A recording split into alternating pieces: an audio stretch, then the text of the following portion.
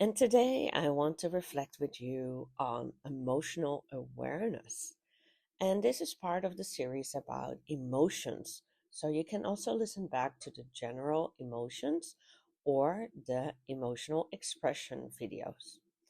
So today let's talk about emotional awareness, which is the first step in making sure that you can make emotionally intelligent decisions and are able to enjoy a full emotional life. Becoming aware of our emotions is a skill. And that means that if we're lucky, our parents have helped us when we were kids to actually become aware of what's happening in our inner worlds and have helped us find the words to describe what's happening. But more often than not, it is something that we haven't learned and that we need to learn as we grow up, sometimes even far into adulthood. If we are not emotionally aware, then we will just express our emotions by surrendering to them fully and not being able to choose the response we want. And we all know adults who do that, who just fly into rages or suddenly start crying.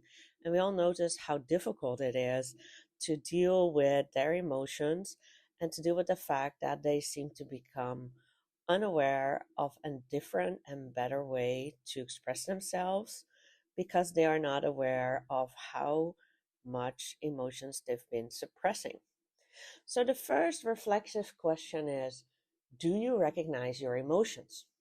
If you want to become aware of your emotional life, if you want to become aware of your emotions internally first, you need to recognize that you have them. Sometimes people only recognize they have their emotions when the expression is there.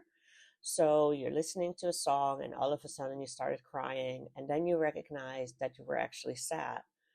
You start throwing your phone on the other side of the room, and only then you recognize that you got frustrated. A lot of the times, people do not recognize their own emotional moods, do not recognize their emotions, because this is a skill. That means that regularly we need to tune in, look inside, and see what's happening with us. And we need to become aware of how we recognize our emotions. Of course, the final step is when we express them. When we have a certain expression, it's quite easy to say, hey, I was happy because I was singing and whistling, or I was angry because I started shouting, or I was disappointed, or I was sad because I started crying. So that is the final recognition when your emotions are already being expressed. But actually, you can start recognizing your emotions before that. And when you do, it's a lot easier to choose how you want to respond and express your emotions, regardless if that is only an expression towards yourself or if it's one in public within a group. So take some time to understand if you are recognizing your emotions, if you are actually in tune with your own emotional inner world or not. It's not strange if you feel detached from your own inner world, maybe because of childhood experiences where you've been told to just shut up, listen, and do the work. Maybe because you notice that you lack the words to actually describe what you're feeling and you get frustrated in trying to figure out what's going on with you. But we do need to recognize our emotions first. And then the second reflective question is, how are you feeling your feelings internally? This is, of course, something that a lot of people have in common, but also some things are specific for you. For example, if you're feeling stressed, you might internally feel it by getting a headache, but another person might get a stomach ache. You might get tension in your neck, while another person will just start feeling very indecisive and overwhelmed.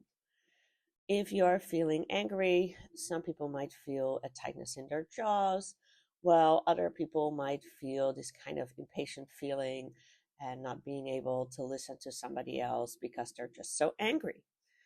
So it is very important to understand how you feel your feelings before you express them by actually checking in with your body. what happens in your body internally. After checking in with your body in a conscious way, it's important to check in also into your internal world. Take some time to actually think and reflect on what you would name your mood. If you do that several times a day, you will start noticing that your moods are shifting and you start becoming more in tune by what is going on.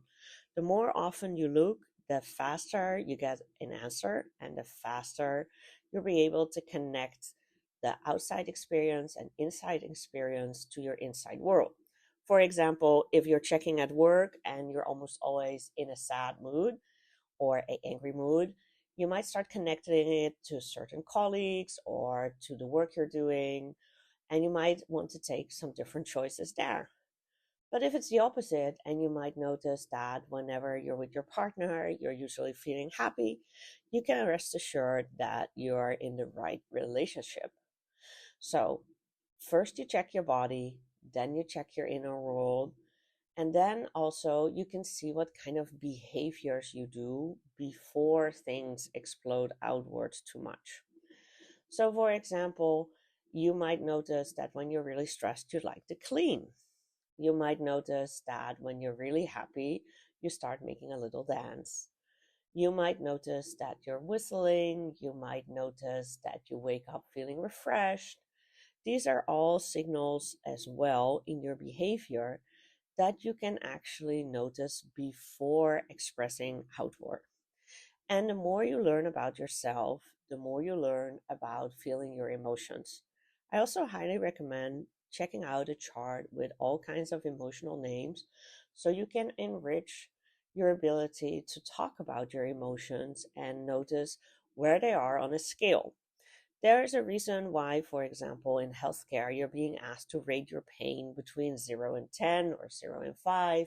It gives people an idea of what is going on and what your internal pain temperature is. The same is, for example, for anger. You can start from impatient, frustrated, angered, enraged, and by actually allowing those words to exist and by actually acknowledging where you are learning how to take your emotional temperature before you express it. If you only know anger, it will make it quite difficult to take appropriate steps. If you know all those words and you actually are able to choose where you are, you can choose different actions based on where you're at, which leads to the third reflective question. Do you have the ability to choose your response? A lot of times people tell me that their emotions are out of control and they just get so angry or they just get so sad, and they are usually focused on trying to change the physiological response. And that is something that really doesn't work.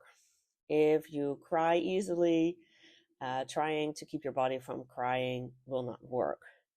However, recognizing that you cry easily because you actually let yourself boil over regularly and getting your temperature on your sadness or your anger before you reach the enraged or terribly disappointed stage means that you're able to fix things with another person or with yourself before you reach your boiling point.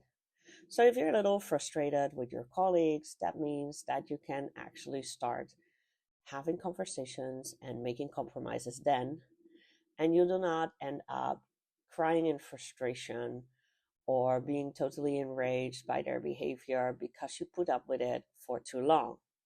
So it's very important that you actually reflect on how you're able to choose your responses. And if you might not be able to do that because you have not been taking your emotional temperature, because you've had trouble, for example, recognizing where you were at, and because you still notice that you let things go on for too long.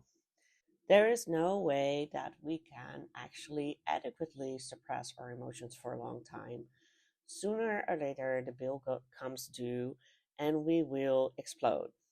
So, if you want to be able to have the ability to choose your response, it's very important not to get to that point. Besides getting to that point because you haven't spoken up, there's also, of course, the very, very human way of getting to that point because you are not doing well. If you're not sleeping well, if you're not eating well, if you are not relaxed, it is a small wonder that your emotions will be magnified. This is especially something that you can see when people are very stressed and they just keep making a situation worse. And somebody looking from a distance will say, okay, you need to stress out first. You need to come back to a place of calm and relaxation, and then you'll be able to make better decisions. But when we're stressed, it always feels that we lack time. So we need to do everything quick, quick, quick. And as soon as something doesn't work for us, it feels like the world is ending. And then we actually react in very horrible ways. So it is very important that if you struggle with sleep deprivation or you struggle with feeling very stressed, that you recognize that you need to do something in advance to make sure that you don't get to that point. And the same counts for being hangry. That exists as a very, very well known stereotype for a reason. If we do not have enough food in us, we will undoubtedly have a much harder time choosing our responses and being able to do things in a easy, relaxed, and responsible fashion. And don't let anybody tell you that it's impossible to choose your response and tell you that it's normal because they were just so angry, they were just so disappointed, they were just so jealous, they were just insert any emotion there. This is a skill set. If you invest in your emotional awareness, you will be able to recognize your emotions. You will be able to feel them internally first, and you will be able to actually choose how you respond to your emotions. So, I highly recommend that if you feel that you have not reached the emotional maturity that you would like, to listen to the other reflective moments about emotions and to like and subscribe to my channel because I will speaking more about this in the future.